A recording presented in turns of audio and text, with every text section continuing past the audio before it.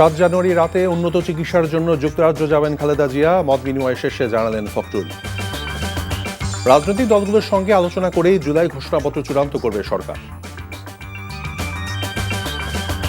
9 লাখ মার্কিন ডলার পাচার করেছেন তাপস, দুদক 5 ব্যাংক এমডিকে বাধ্যতামূলক ছুটিতে পাঠানোর নির্দেশ।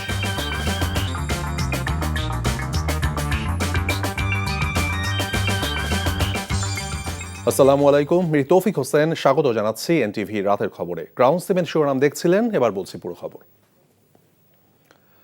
আগামী 7 জানুয়ারি রাতে বিএনপি চেয়ারপারসন বেগম খালেদা জিয়া চিকিৎসার জন্য লন্ডন যাচ্ছেন। রাতে দলের চেয়ারপারসনের গুলশানের বাসায় খালেদা জিয়ার বৈঠক শেষে একথা জানান বিএনপি মহাসচিব মির্জা ফখরুল ইসলাম আলমগীর। বলেছেন, বৈঠকে জনগণ এবং গণতন্ত্রের পক্ষে কাজ করার নির্দেশনা দিয়েছেন বেগম জিয়া।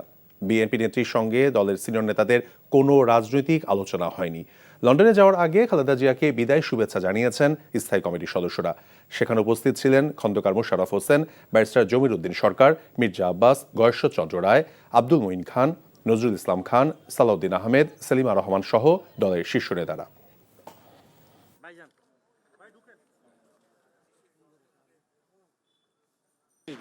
আগামী 7 তারিখে তিনি সম্ভবত রাতে তিনি লন্ডনের উদ্দেশ্যে যাত্রা করবেন তার চিকিৎসার জন্যে। সেই কারণেই আমরা জাতীয় স্থায়ী কমিটির সকল সদস্য আমরা আজকে এসেছিলাম তাকে বিদায় শুভেচ্ছা জানাতে, এবং সেই সঙ্গে আমরা তার সঙ্গে আলাপ করেছি এবং কথা বলেছি এবং নির্দেশনা দিয়েছেন যে একসাথে কাজ করো, জনগণের পক্ষে কাজ করো, গণতন্ত্রের পক্ষে কাজ করো। ভোটের সময় নিয়ে ভাষা কোনো ধারণা নয়, নির্বাচনের সুনির্দিষ্ট রোডম্যাপ ঘোষণার দাবি জানিয়েছেন বিএনপির স্থায়ী কমিটির সদস্য সালাউদ্দিন আহমেদ। বলেছেন, যে কোনো কৌশল বা বাহানায় নির্বাচন বিলম্ব করার চেষ্টা জনগণ প্রত্যাখ্যান করবে। তারেক রহমানকে দেশে ফেরানোর পরিবেশ তৈরি করা যায়নি বলেও মন্তব্য করেন তিনি। তবে আশা প্রকাশ করেন শিগগিরই দেশে ফিরবেন বিএনপির ভারপ্রাপ্ত চেয়ারম্যান। ইমরুল হাসানের রিপোর্ট। 14 দিনের যুক্তরাজ্য সফর শেষে রোববার দেশে ফেরেন বিএনপির নীতি নির্ধারণী ফোরামের সদস্য সালাউদ্দিন আহমেদ। লন্ডনে তারেক রহমানের সাথে দলের সাংগঠনিক বিষয় নিয়ে কি আলোচনা হয়েছে তা নিয়ে মুখ না খুললেও সাম্প্রতিক রাজনৈতিক বিষয়ে বিভিন্ন প্রশ্নের উত্তর দেন তিনি। বলেন, বর্তমানে ফেসিবাদ বিরোধী যে ঐক্য গড়ে উঠেছে তা বাস্তবায়নে দ্রুত নির্বাচন দেওয়া প্রয়োজন। দাবি জানান রোডম্যাপ ঘোষণার। রাজনৈতিক দলসমূহের সাথে আলোচনা করে একটি নির্দিষ্ট রোডম্যাপ দেওয়াই হবে উত্তম কাজ। এমনি ভাষা একটি সময়ের ধারণা দেয়া, এটা আমার মনে হয় না যে সকল পক্ষকে সন্তুষ্ট করতে পারবে, এবং সঠিকভাবে সকল পক্ষের সাথে আলোচনা করে একটি রোডম্যাপ প্রদান করাই হবে ওনার জন্য সবচেয়ে জরুরি কাজ। প্রাতিষ্ঠানিক সংস্কার, আইনি সংস্কার এবং মাঠের সংস্কারের জন্য বেশি সময় লাগার কথা না। যে কোনো কৌশল অবলম্বন করে বা যে কোনো বাহানায় নির্বাচনের বিষয়ে বিলম্ব করার যে কোনো কৌশল জনগণ প্রত্যাখ্যান করবে। তারেক রহমানের দেশে ফেরার প্রসঙ্গেও কথা বলেন সালাউদ্দিন আহমেদ। এখনো পর্যন্ত আমরা মনে করি ওনাকে নিয়ে আসার জন্য সম্পূর্ণ পরিবেশ আমরা সৃষ্টি করতে পারিনি, সেজন্য অল্প কিছু সময় লাগবে, অতি অবশ্যই আসবেন উনি। আমাদের মাননীয় ভারপ্রাপ্ত চেয়ারপারসন জাতিকে ঐক্যবদ্ধ রাখার জন্য, থাকার জন্য আমাদের সকল প্রয়াস নেওয়ার জন্য নির্দেশনা দিয়েছেন। অন্যথায় ফেসিবাদ বিরোধী শক্তি এবং তাদের দোসররা আশকারা পেতে পারে, সেটা আমরা বুঝতে পেরেছি। ইতিমধ্যে সেরকম বিভিন্ন কর্মকাণ্ড জাতি প্রত্যক্ষ করেছে। তিনি বলেন, নতুন রাজনৈতিক দল গঠনের উদ্যোগে কোনো আপত্তি নেই বিএনপির, তবে তা যেন সরকারের ছত্রছায়া না হয়। বাংলাদেশের এই অবস্থায় নতুন রাজনৈতিক শক্তির যদি উদয় হয় আমরা স্বাগত জানাবো, তবে সেটা যেন কিংস পার্টি টাইপের এবং সরকারি সহযোগিতায় না হয়ে তারা সুষ্ঠু ধারায় রাজনৈতিক প্রক্রিয়ার মধ্যে জন্মগ্রহণ করে, সেটাই ভালো। Imrul Hasan, NTV news, Dhaka. রাজনৈতিক দলগুলোর সঙ্গে আলোচনা করেই সরকার জুলাই ঘোষণাপত্র চূড়ান্ত করবে বলে জানিয়েছেন প্রধান উপদেষ্টা প্রেস সচিব শফিকুল আলম। আজ রাজধানী ফরেন সার্ভিস একাডেমিতে অনুষ্ঠিত নিয়মিত ব্রিফিংয়ে তিনি কথা জানান। খুব শীঘ্রই এ নিয়ে রাজনৈতিক দলগুলোর সঙ্গে সরকার আলোচনায় বসবে বলেও জানান প্রেস সচিব। শেখ হাসিনাকে বিচারে মুখোমুখি করার উদ্দেশ্যে দেশে ফিরিয়ে নিয়ে আসার জন্য ভারতকে নোট ভার্বাল পাঠানো হয়েছে বলেও উল্লেখ করে তিনি বলেন, তাকে ফেরত নিয়ে আসাকে বর্তমান সরকার সর্বোচ্চ অগ্রাধিকার দিয়ে দেখছে। শেখ হাসিনা বিভিন্ন ক্ষেত্রে বাংলাদেশে পাপাচার করেছেন উল্লেখ করে শফিকুল আলম বলেছেন, তাকে তার সম্ভাব্য শাস্তি পেতেই হবে। তিনি তার পিতার হত্যাকারীদের যেভাবে দেশে ফিরিয়ে এনেছিলেন তাকেও একইভাবে ফেরত নিয়ে বিচারে মুখোমুখি করা হবে বলে জানান প্রেস সচিব। জুলাই ঘোষণাপত্র নিয়ে কথাবার্তা হচ্ছে এবং এটা নিয়ে সামনে পলিটিক্যাল পার্টিগুলোর সাথেও কথাবার্তা হবে এবং আমরা আশা করছি যে আপনারা এই বিষয়ে সামনে আরো ডেভেলপমেন্ট দেখবেন। আমরা আমাদের অ্যানাউন্সমেন্টে কিন্তু বলেছিলাম কিছু দিনের মধ্যে, তো আমরা সেই লক্ষ্যে কাজ করে যাচ্ছি। আমাদের এখনো সুনির্দিষ্ট কোনো ডেট বা এগুলো ফিক্স নাই। দেশের সার্বভৌমত্ব রক্ষায় সর্বদা যুদ্ধের জন্য সেনা সদস্যদের প্রস্তুত থাকার আহ্বান জানিয়েছেন অন্তর্বর্তী সরকারের প্রধান উপদেষ্টা ডক্টর মোহাম্মদ ইউনূস। আভিযানিক দক্ষতা, সাহসিকতা এবং পেশাদারিত্ব অর্জনে সেনা সদস্যদের প্রশিক্ষণ বাস্তবসম্মত করার নির্দেশনা দিয়েছেন তিনি। রাজবাড়ী থেকে রিপোর্ট করছেন হাসান মাহমুদ, ছবি তুলেছেন ফরিদ আহমেদ ভুইয়া। শত্রুর দুর্গ একের পর এক তছনছ করে উড়িয়ে দিচ্ছে দেশপ্রেমিক সৈনিকের অস্ত্র। রণঝঙ্কারে যুদ্ধের দামামা বেজে চলেছে। প্রিয় মাতৃভূমিকে রক্ষায় এভাবেই জীবন বাজি রেখে শত্রুর বিরুদ্ধে সশস্ত্র যুদ্ধে কামানের গোলা আর অত্যাধুনিক সমরাস্ত্র গর্জে ওঠে। সেনাবাহিনীর ৫৫ পদাতিক ডিভিশনের আয়োজনে রাজবাড়ী জেলার কালুখালীর সাধারচরে সামরিক প্রশিক্ষণ এলাকায় সেনাবাহিনীর ম্যানুভার অনুশীলন অর্থাৎ যুদ্ধ মহড়ার দৃশ্য এটি। যুদ্ধ করতে করতে শত্রুপক্ষকে নিশ্চিহ্ন করে যোদ্ধারা, উড়িয়ে দেয় বিজয় কেতন। প্রায় ১ ঘণ্টাব্যাপী অনুশীলনে অত্যাধুনিক সমরাস্ত্রে সজ্জিত বাংলাদেশ সেনাবাহিনীর সেনা সদস্যরা সত্যিকারের যুদ্ধের পরিবেশন সৃষ্টির মাধ্যমে আক্রমণ অনুশীলন সফলভাবে পরিচালনা করেন। পুরো মহড়া সামনে থেকে বসে দেখেন প্রধান উপদেষ্টা ডক্টর মোহাম্মদ ইউনূস। পরে সমাপনী বক্তব্যে তিনি বলেন, বাংলাদেশ সেনাবাহিনী জাতির অহংকার ও বিশ্বাসের জায়গা, তাই প্রশিক্ষণই সর্বোত্তম কল্যাণ এই মন্ত্রে উদ্বুদ্ধ হয়ে আধুনিক ও যুগোপযোগী প্রশিক্ষণের মাধ্যমে দক্ষতা বৃদ্ধি করতে হবে। পারফেকশন এটা সব জিনিসে, সেটা শুধু যুদ্ধের ব্যাপারে নয়, জীবনের সবকিছুতেই খাটে। খেলাধুলার যে খাটে সেটা তো প্রতিনিয়তই আমরা দেখি, যে যত বেশি খাটে, যে যত বেশি পরিশ্রম করে, প্রস্তুতি নেয়, খেলায় জেতার সম্ভাবনা তার বেশি। যুদ্ধক্ষেত্রে একই ব্যাপার, প্রস্তুতি বারে বারে করতে হয়, পারফেকশন বারে বারে করলে এই পারফেকশনের দিকে যায়। ডক্টর ইউনূস বলেন, আভিযানিক দক্ষতা, সাহসিকতা ও পেশাদারিত্ব অর্জনে সেনা সদস্যদের প্রশিক্ষণ হতে হবে বাস্তবসম্মত। প্রশিক্ষণই সর্বোত্তম কল্যাণ এই মন্ত্রে উদ্বুদ্ধ হয়ে আধুনিক ও যুগোপযোগী প্রশিক্ষণের মাধ্যমে আভিযানিক দক্ষতা অর্জন করে দেশের সার্বভৌমত্ব রক্ষায় বাংলাদেশ সেনাবাহিনীর সদস্যগণ সর্বদা প্রস্তুত থাকবে। সেই লক্ষ্যে সেনা সদস্যদের প্রশিক্ষণ হতে হবে বাস্তবসম্মত। এদিন সামরিক এলাকায় সেনা সদস্যদের অবস্থানের জন্য প্রশাসনিক ভবনের ভিত্তিপ্রস্তর স্থাপন করেন সেনাপ্রধান জেনারেল ওয়াকারুজ্জামান। শীতার্তদের মাঝে বিতরণ করেন শীত বস্ত্র। লাল সবুজের ৫৬,০০০ বর্গ মাইলের প্রতিটি ইঞ্চি রক্ষায় দেশ প্রেমিক সেনাবাহিনী শত্রুর মুখোমুখি থেকে জীবন বাজি রাখার যে মহড়া দিয়েছে, তাতে আগামীতে সেনাবাহিনীর দক্ষতা উন্নয়নের পাশাপাশি দেশ মাতৃকার জন্য বুক চিতি দেওয়ার অনন্য উদাহরণ তাদের স্মরণ থাকবে। হাসান মাহমুদ, এনটিভি নিউজ, কালুখালী, রাজবাড়ী।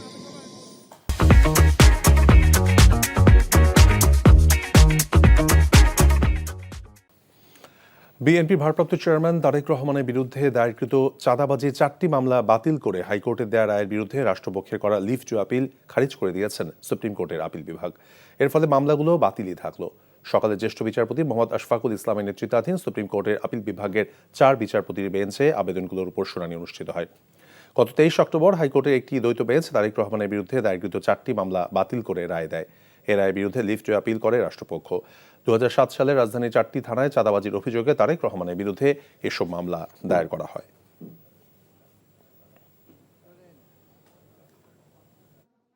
রাজনৈতিকভাবে হেয় প্রতিপন্ন করার জন্য বিভিন্ন ধরনের মিথ্যা মামলার মামলায় দায়ের করা হয়েছিল। পরবর্তীতে হাইকোর্ট ডিভিশন মামলাগুলা বাতিল করে দেন। এই বাতিলের এগেনস্টে রাষ্ট্রপক্ষ মাননীয় মহামান্য অ্যাপিলেট ডিভিশনে আজকে গিয়েছিলেন। দুই পক্ষের পূর্ণাঙ্গ শুনানি হয়েছে এবং রাষ্ট্রপক্ষের যে আপিল, সেই আপিলটা ডিসমিস করা হয়েছে। তার মানে দাঁড়ালো হাইকোর্ট ডিভিশন মামলাগুলো যে বাতিল করেছিলেন সেই বাতিলের রায় কার্যকর থাকলো। সুষ্ঠু নির্বাচন থেকে বাংলাদেশের মানুষ দীর্ঘদিন বঞ্চিত ছিল, তাই ভোটের অধিকার প্রতিষ্ঠা করাই বর্তমান নির্বাচন কমিশনের প্রধানতম লক্ষ্য বলে মনে করেন প্রধান নির্বাচন কমিশনার AAMM নাসির উদ্দিন।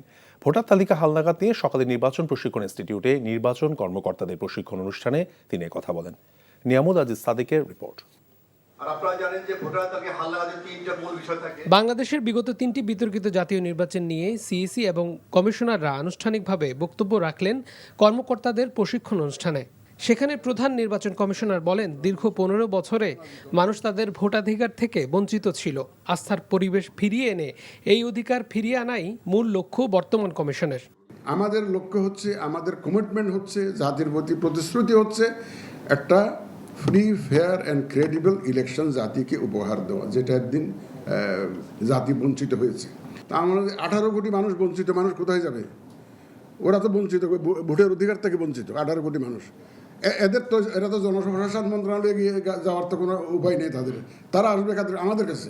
নির্বাচন কমিশনার বেগম তাহমিদা বলেন, সরকারের ইচ্ছের কারণেই নির্বাচনে মানুষের আশা আকাঙ্ক্ষার প্রতিফলন এতদিন ঘটেনি। আমাদের অনেকের মধ্যেই সংশয় আছে যে আমরা এটা সুষ্ঠুভাবে করতে পারবো কিনা, তবে আমি আশাবাদী। গত যে টার্মগুলোতে আমরা পারি নাই, কেন পারি নাই? কারণ তখন আমার যে ব্যাখ্যা সেটা হলো কর্তার ইচ্ছায় কর্ম হয়েছে। রাজা চেয়েছে, তোরা যে যা বলিস ভাই, আমার সোনার হরিণ চাই। তাই আমরা সবাই সেই সোনার হরিণ ধরার জন্য ছুটে বেরিয়েছি। নির্বাচন কমিশনের মুখপাত্র এই কমিশনার বলেন, ভোটাধিকার ফিরিয়ে দিতে সঠিক তালিকা প্রণয়নে বিশেষ উদ্যোগ নেওয়া হচ্ছে। বড় অংশই আছে আমাদের এনআইডি সংক্রান্ত, আর ভোটার তালিকারই কিন্তু বাই প্রোডাক্ট হচ্ছে আমাদের এনআইডি। সো আমরা এনআইডি সেবা নিয়ে ইতিমধ্যে কাজ করছি। আমার দৃঢ় বিশ্বাস সেটা আরও ত্বরান্বিত হবে। যত দ্রুত সম্ভব আমাদের চ্যাট বক্স টাইপ কোনো একটা প্ল্যাটফর্ম তৈরি করা, যাতে করে আমরা সরাসরি সাধারণ মানুষের বক্তব্য শুনতে পারি। তাদের যে সমস্যাগুলো আছে এটা জন্য রিয়েল লাইফ তারা আমাদেরকে পোস্ট করতে পারেন। সারা দেশের 1800 কর্মকর্তাদের ভোটার তালিকা প্রণয়নের লক্ষ্যে প্রশিক্ষণ দেওয়া হচ্ছে। পরে তারাই 70,000 মাঠ কর্মীদের প্রশিক্ষণ দেবেন। Niamul Aziz Sadik, NTV news, Dhaka. ছাত্র জনতার গণঅভ্যুত্থানের পর প্রথমবারের মতো শেখ পরিবারের কারো বিরুদ্ধে মামলা করেছে দুদক। সংস্থাটি বলছে, সাবেক মেয়র ফজলে নূর তাপস এবং তার স্ত্রীর বিরুদ্ধে 570 কোটি টাকার অস্বাভাবিক লেনদেন, 9 লাখ মার্কিন ডলার পাচার এবং প্রায় 80 কোটি টাকার অবৈধ সম্পদের প্রমাণ মিলেছে। দুদক বলছে, তাপস সহ পলাতকদের ফিরিয়ে আনতে আইনি পদক্ষেপ নেওয়া হবে। তামজিদ সুমনের রিপোর্ট। একজন চিফ জাস্টিসকেও নামায় দিয়েছিলাম। বেসিক ব্যাংকের দুর্নীতির মামলায় দুদকের নিষ্ক্রিয়তার অভিযোগ তুলে তৎকালীন চেয়ারম্যানের পদত্যাগ দাবি জানিয়েছিলেন ঢাকা দক্ষিণ সিটির সাবেক মেয়র ব্যারিস্টার ফজলে নূর তাপস। সময়ের পথ পরিক্রমায় সেই দুদকের মামলায় ফেঁসে যাচ্ছেন শেখ পরিবারের এই সদস্য। দুদকের চেয়ারম্যান তার অবশ্যই পদ থেকে সরে যাওয়া উচিত। আদালত প্রাঙ্গণে আওয়ামী আইনজীবীদের প্রভাবশালী এই নেতা ও তার স্ত্রীর বিরুদ্ধে দুদকের অনুসন্ধানে উঠে এসেছে প্রায় 9 লাখ মার্কিন ডলার পাচারের তথ্য। এছাড়া স্ত্রীসহ তাপসের বিরুদ্ধে ব্যাংকে 570 কোটি টাকার অস্বাভাবিক লেনদেন ও প্রায় 80 কোটি টাকার অবৈধ সম্পদের প্রমাণ মিলেছে। এ ঘটনায় রোববার পৃথক দুটি মামলা করেছে সংস্থাটি। শেখ ফজলে নূর তাপস দায়িত্ব পালনকালে স্বীয় ক্ষমতার অপব্যবহারপূর্বক বিভিন্ন অনিয়ম ও দুর্নীতির মাধ্যমে জ্ঞাত আয়ের সাথে অসঙ্গতিপূর্ণ 5,17,527 মার্কিন ডলার অস্বাভাবিক লেনদেনের মাধ্যমে অপরাধলব্ধ অবৈধ অর্থ গোপন ও আড়াল করার উদ্দেশ্যে জ্ঞাতসারে হস্তান্তর ও স্থানান্তর করে যোগ্য অপরাধ করায় তার বিরুদ্ধে একটি মামলা রুজু করা হয়েছে। সংস্থাটি বলছে, তদন্তের প্রয়োজনে তাপস সহ পলাতকদের ফিরিয়ে আনতে আইনি পদক্ষেপ নেওয়া হবে। তদন্ত শেষে বা তদন্তকালীন সময়ে যারা পলাতক আছেন তাদেরকে ফিরিয়ে আনার বিষয়ে ফৌজদারি কার্যবিধি অনুসরণ করে পরবর্তী কার্যক্রম গ্রহণ করা হবে। এই প্রশ্ন যেমন কইছো, আপনার সব প্রশ্ন রেডি আছে। এদিন প্রশ্ন ফাঁসে গ্রেপ্তার পিএসসির সাবেক গাড়ি চালক সৈয়দ আবেদ আলী জীবন ও তার স্ত্রী ও ছেলের বিরুদ্ধে পৃথক 3টি মামলা করেছে দুদক। তাদের বিরুদ্ধে প্রায় 5.5 কোটি টাকার অবৈধ সম্পদ ও প্রায় 46 কোটি টাকার সন্দেহজনক লেনদেনের প্রমাণ মিলেছে। Tamjid Suman, NTV news, Dhaka. First security ইসলামী ব্যাংকের পর এবার এস আলম গ্রুপের নিয়ন্ত্রণাধীন 4 ব্যাংক সহ মোট 5টি ব্যাংকের ব্যবস্থাপনা পরিচালককে বাধ্যতামূলক ছুটিতে পাঠিয়েছে বাংলাদেশ ব্যাংক। আজ তাদের ছুটিতে পাঠানোর নির্দেশ দেয় কেন্দ্রীয় ব্যাংক। ব্যাংকগুলো হলো এক্সিম ব্যাংক, গ্লোবাল ইসলামী ব্যাংক, SIBL, ICB ইসলামী ব্যাংক এবং ইউনিয়ন ব্যাংক। এর আগে শনিবার ফার্স্ট সিকিউরিটি ইসলামী ব্যাংকের এমডি সৈয়দ ওয়াসেক মোহাম্মদ আলীকে বাধ্যতামূলক ছুটিতে পাঠানো হয়। এদিন ব্যাংকটির জরুরি সভা থেকে তাকে আগামী 3 মাসের জন্য ছুটিতে পাঠানো হয়েছে। ঋণ কেলেঙ্কারি এবং নানা অনিয়মের খাদের কিনারে থাকা এই 6 বেসরকারি ব্যাংকের অডিট চালানোর সিদ্ধান্ত নিয়েছে ব্যাংক খাত সংস্কারে গঠিত টাস্কফোর্স। অডিট চলাকালে এসব ব্যাংকের ব্যবস্থাপনা পরিচালকদের বাধ্যতামূলক ছুটিতে পাঠানো হচ্ছে। 26 ডিসেম্বর গভীর রাতে সচিবালয়ে 7 নম্বর ভবনে আগুন লাগার 11 দিন পর রোববার থেকে খুলে দেওয়া হয়েছে ভবনটি। পুড়ে যাওয়া 6, 7, 8 এবং 9 তলা ছাড়া নিচের 5টি তলায় কাজ শুরু করেছে মন্ত্রণালয়গুলো। শুরুর দিনে ধোয়া মোছার কাজ চলেছে বেশি, ঠিক করা হয়েছে বিদ্যুৎ ও পানির লাইন। ভবন পরিদর্শনে গিয়ে গণপূর্ত সচিব হামিদ রহমান খান জানান, রোববার থেকে স্বাভাবিক কাজকর্ম শুরু হয়েছে ভবনের নিচের 5 তলায়। আর অগ্নিকাণ্ডে ক্ষতিগ্রস্ত 6ষ্ঠ থেকে 9ম তলা মেরামতের কাজ চলছে। 10 থেকে 15 দিনের মধ্যেই প্রয়োজনীয় সংস্কার শেষে ধীরে ধীরে 4টি তলায় কাজ শুরু করা যাবে বলে জানিয়েছেন সচিব।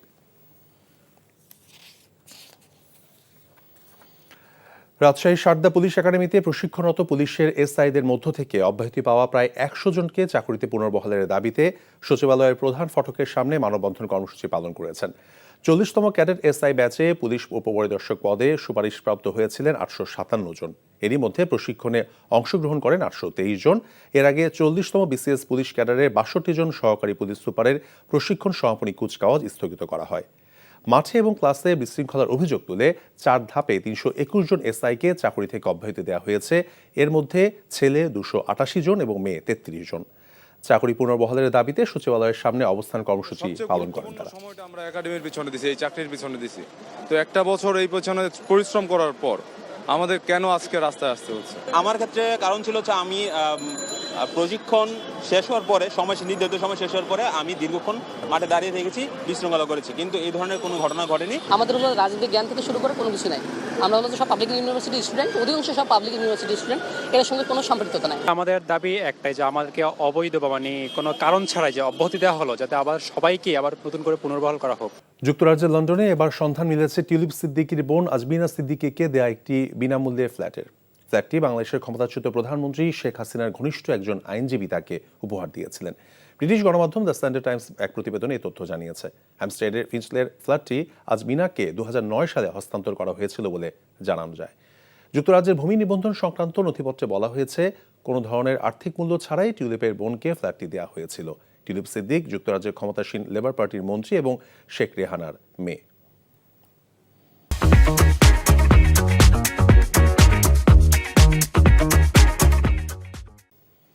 অধস্তন আদালতের 50 জন বিচার বিভাগীয় কর্মকর্তা প্রশিক্ষণ নিতে ভারতে যাওয়ার অনুমোদন সংক্রান্ত প্রজ্ঞাপনটি বাতিল করেছে আইন, বিচার এবং সংসদ বিষয়ক মন্ত্রণালয়। আজ এই প্রজ্ঞাপন বাতিল করা হয়।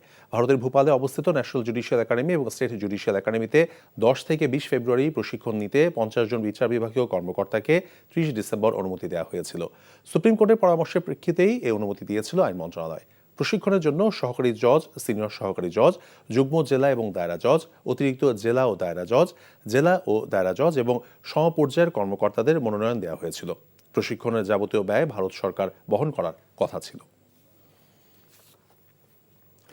জুলাই অভ্যুত্থানে শিক্ষার্থীদের উপর পুলিশ এবং ছাত্রলীগের হামলার বিচার দাবি সহ 9 দফা আন্দোলনে জড়িত থাকার দায়ে বিইউপির 2 জন শিক্ষার্থীকে 1 বছর বহিষ্কার এবং 6 জনকে আর্থিক দণ্ডের প্রতিবাদে মানববন্ধন করেছে বাংলাদেশ ইউনিভার্সিটি অব প্রফেশনালসের শিক্ষার্থীরা বলেন, ছাত্র জনতার আন্দোলন চলাকালে 18 জুলাই বিইউপির হলে শিক্ষার্থীদের উপর হামলা করে পুলিশ ও ছাত্রলীগ।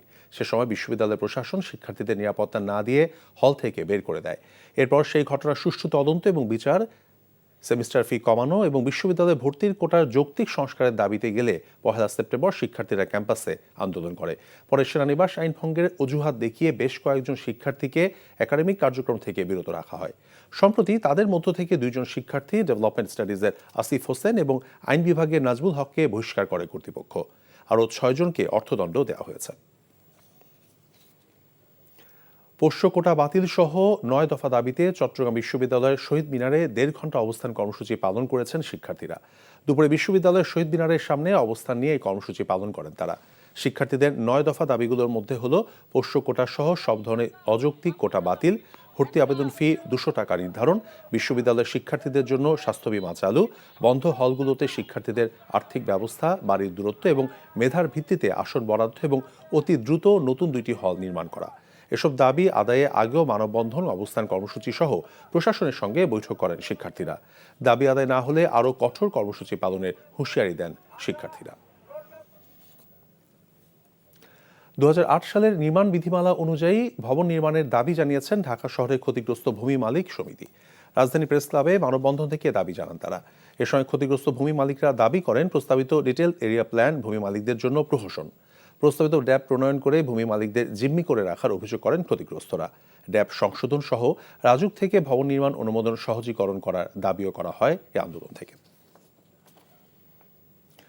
বৈষম্য বিরোধী আন্দোলনে বিএনপির ভারপ্রাপ্ত চেয়ারম্যান তারেক রহমানের গুরুত্বপূর্ণ ভূমিকা ছিল বলে মন্তব্য করেছেন বিএনপি জাতীয় নির্বাহী কমিটির ঢাকা বিভাগীয় সহ সাংগঠনিক সম্পাদক নজরুল ইসলাম আজাদ। বিকালে নারায়ণগঞ্জ 2,500 উপজেলা শহীদ মঞ্জুর স্টেডিয়ামে বিএনপির 31 দফা বাস্তবায়নে দিনব্যাপী সমাবেশে এসব কথা বলেন তিনি। দ্রুত নির্বাচনী রূপরেখা ঘোষণা করতে অন্তর্বর্তীকালীন সরকারের প্রতি আহ্বান জানান তিনি। সমাবেশে সভাপতিত্ব করেন 2,500 উপজেলা বিএনপির সভাপতি Yusuf Ali Bhuiyan.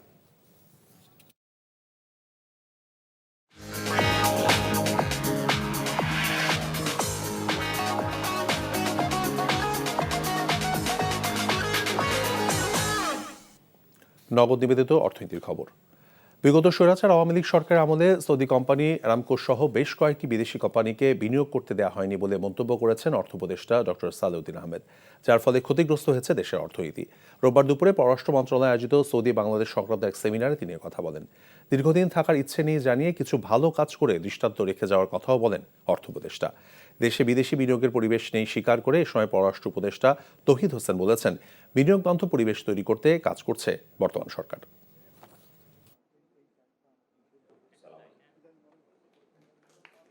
So we're trying to speed up some of the process, improvement of the process. That is very important. And these are some of my personal views. I'm looking forward to looking at it. And I think there will be some kind of a synergy between STS, which we are doing, soft transition to middle income country or developing country. And there are some actions I can see. I can assure the ambassador that the present government is definitely poised towards very positively towards this, and we are trying to make things really easy for the investors to come in. ঢাকায় শুরু হচ্ছে garments, accessories এবং packaging পণ্যমেলা 2025। রাজধানী ট্রাইশাল convention city বসুন্ধরায় আয়োজিত 3 দিন ব্যাপী এই মেলা আগামী 8 জানুয়ারি থেকে শুরু হয়ে 11 জানুয়ারি পর্যন্ত চলবে। দুপুরে রাজধানী একটি হোটেলে আয়োজিত সংবাদ সম্মেলনে এসব তথ্য জানান আয়োজক কর্তৃপক্ষ। তৈরি পোশাক শিল্পে ব্যবহৃত সর্বাধুনিক যন্ত্রপাতি, প্যাকেজিং পণ্য, পোশাক প্রস্তুতকারকদের কাছে তুলে ধরতেই এই মেলা। এবছর গার্মেন্টস টেকনোলজি প্রদর্শনী বাংলাদেশের 22তম এবং ক্যাপ এক্সপোর 14তম সংস্করণ অনুষ্ঠিত হবে। প্রদর্শনীটি প্রতিদিন সকাল 11টা থেকে সন্ধ্যা 7টা পর্যন্ত ব্যবসায়িক দর্শকদের জন্য উন্মুক্ত থাকবে। দেশের অন্যতম শিল্প প্রতিষ্ঠান মেঘনা গ্রুপ অফ ইন্ডাস্ট্রিজ MGI এর 50তম প্রতিষ্ঠা বার্ষিকী পালন করা হয়েছে। রাজধানী গুলশানে মেঘনা গ্রুপ অফ ইন্ডাস্ট্রিজের প্রধান কার্যালয়ে দিনটি উদযাপন করেছেন প্রতিষ্ঠানটির কর্মকর্তা কর্মচারীরা। অনুষ্ঠানে বক্তারা বলেছেন, MGI স্বাধীনতা পরবর্তী ভঙ্গুর অর্থনীতির মধ্য দিয়ে প্রতিষ্ঠানটি পথ চলা শুরু করেছিল। দেশকে এগিয়ে নিতে এবং সামাজিক দায়বদ্ধতা থেকে মেঘনা গ্রুপ নানা কর্মসূচি পরিচালনা করে যাচ্ছে। আয়োজনে উপস্থিত ছিলেন প্রতিষ্ঠানটির চেয়ারম্যান এবং ম্যানেজিং ডিরেক্টর মোস্তফা কামাল, পরিচালক ব্যারিস্টার তাসলিমা মুস্তফা, তানজিমা মুস্তফা এবং তাহমিনা মুস্তফা সহ প্রতিষ্ঠানটির কর্মকর্তা এবং কর্মচারীরা।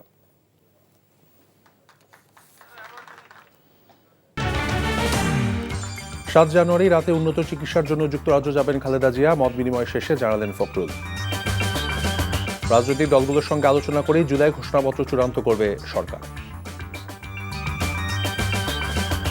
9 লাখ মার্কিন ডলার পাচার করেছেন তাপস, দুদক 5 ব্যাংক এমডিকে বাধ্যতামূলক ছুটিতে পাঠানোর নির্দেশ। আবু সাইদ হত্যায় জড়িত সন্দেহে 33 জন শিক্ষার্থী বহিষ্কার এবং 15 জনের বিরুদ্ধে আইনি ব্যবস্থার সিদ্ধান্ত। এই ছিল রাতের খবরে। এই খবরে ভিডিও সহ আপডেট জানতে ভিজিট করুন NTV অনলাইন www.ntvbd.com। এছাড়াও NTVর জনপ্রিয় সব অনুষ্ঠান এবং খবরের আপডেট জানতে ভিজিট করুন আমাদের ইউটিউব এবং ভেরিফাইড ফেসবুক পেজ। রাত 1টায় মধ্যরাতের খবর দেখার আমন্ত্রণ রইল। ধন্যবাদ সবাইকে। শুভরাত্রি।